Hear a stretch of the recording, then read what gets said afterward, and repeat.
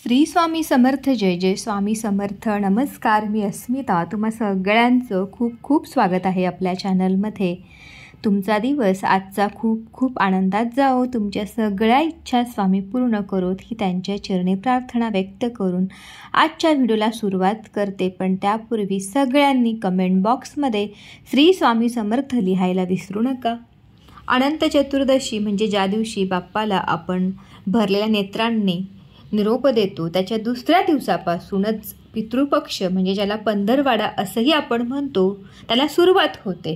पंचांगानुसार पितृपक्ष भाद्रपद महिन्याच्या पौर्णिमेपासून ते अमावस्येपर्यंत असतो. आणि पहा, यावर्षी पितृपक्षाचा जो पंधरवाड्याचा कालावधी आहे तो 18 सप्टेंबर 2024 पासून चालू होईल तर 2 ऑक्टोबर 2024 पर्यंत म्हणजे सर्व पितरी अमावस्येपर्यंत आहे. पितृपक्षाच्या ह्या 15 दिवसामध्ये पित्र हे पृथ्वी लोकामध्ये येत असतात. तर पहा, आपल्याला पित्रांना प्रसन्न करण्यासाठी, त्यांच्या आत्म्याला शांती मिळण्यासाठी, त्यांनी आपल्याला भरभरून आशीर्वाद देण्यासाठी काही सेवा करायच्या असतात. तर पहा, आपण श्राद्ध तर सगळ्यांना माहिती आहे, श्राद्ध आपण करत असतो. ज्या दिवशी पितृ म्हणजे आपले पित्र वारलेले असतात त्यांच्या तिथीला आपण श्राद्ध करत असतो. बऱ्याच ठिकाणी पिंडदान देखील केलं जातं, तर्पण केलं जातं. तर पहा, ह्या सगळ्या सेवा आहेत. तर आपण श्राद्धाच्या दिवशी छान जेवण बनवत असतो आणि आपण श्राद्ध हे करत असतो. एखाद्या ब्राह्मणाला घरी बोलवून त्याला आपण जेवू घालत असतो आणि दानदक्षिणा देखील आपल्या पित्रांच्या स्मरणार्थ करत असतो. तर पहा, यामुळे आपल्या पित्रांच्या आत्म्याला शांती मिळत असते. आपले पित्र भरभरून आशीर्वाद आपल्याला देत असतात. तुम्ही कितीही देवपूजा कराल, तुम्ही कितीही देवाची सेवा कराल, पण जर तुम्ही पित्रांचं स्मरण नाही केलं तर पहा, ती देवपूजा, ती देवांची सेवा ही वाया जात असते. कारण पहा, जर आपले पित्र आपल्यावर प्रसन्न असतील, खुश असतील, तरच आपल्याला आपल्या देवपूजेचा, आपल्या देवांच्या सेवेचा लाभ होत असतो. तर पहा, देवपूजेसोबतच, देवांच्या सेवेसोबतच पित्रांची सेवा देखील करणं तेवढंच विशेष मानले गेलेलं आहे. जर आपले पित्र आपल्यावर नाराज झाले तर पहा, पित्र नाराज कधी होतात तर ज्या घरामध्ये पित्रांचं स्मरण होत नाही, त्यांची सेवा होत नाही, तर अशा वेळी पित्र आपल्यावर नाराज होत असतात आणि त्यामुळे मग आपल्या जीवनामध्ये अनेक समस्या, अडचणी येत असतात. तर बघा, अडचणी म्हणजे काय, तर आपल्या मुलामुलींचे विवाह यामध्ये विलंब येतो, विवाह जुळत नाही, आपल्या घरामध्ये सतत आजारपण असतं, घरामध्ये सतत वादविवाद होतात, अचानक घरामध्ये अपघात होणं, मग तरुण व्यक्तीचं मरण पावणं, किंवा मग तुमच्या लग्नाला खूप वर्ष झालेले आहेत आणि तुम्हाला संतती न होणं, तर अपत्य प्राप्तीमध्ये देखील अडचणी विविध येत असतात. आणि ही सगळी कारणं आहेत पितृदोषाची.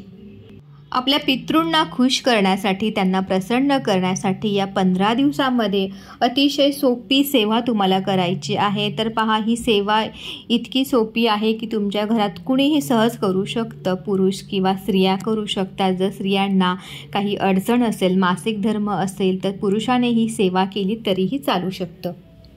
रोज संध्याकाळी दिवे लागणेनंतर न चुकता तुम्हाला ही सेवा करायची आहे. त्यासाठी एक मातीची पणती म्हणजेच दिवा घ्यावा.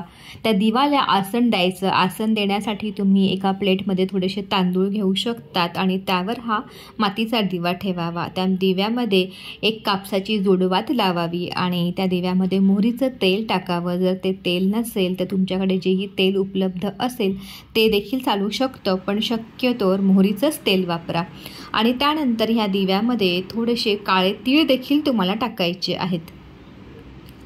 दक्षिण दिशेकडे आपल्या दारामध्ये हा दिवा तुम्हाला प्रज्वलित करायचा आहे. पण त्यापूर्वी तुम्ही देखील दक्षिण दिशेकडे बसावं. दक्षिण दिशेकडे तोंड करून दिवा प्रज्वलित करण्यापूर्वी तुमच्या पित्रांचं, तुमचे आजी, बाबा, काका, मामा जेही वारलेले असतील त्या पित्रांचं स्मरण करावं.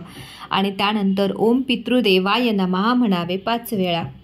हा दिवा प्रज्वलित करून आपल्या पित्रांचे ऋण म्हणजेच आभार आपल्याला व्यक्त करायचे आहेत. बघा, त्यांच्यामुळे आज आपण ह्या पृथ्वी लोकावर आहोत. जर ते नसते तर आपण या पिढीमध्ये जन्म घेतला नसता. म्हणून त्यांचे आभार व्यक्त करून त्या दिव्याला नमस्कार करावा. आणि रोज संध्याकाळी 6:30 ते 7 दरम्यान आपल्या देवघरात दिवा लावल्यानंतर आपल्याला आपल्या दारामध्ये असा हा एक दिवा दक्षिण दिशेकडे तोंड करून रोज लावायचा आहे. तुम्ही रोज हाच दिवा वापरायचा आहे.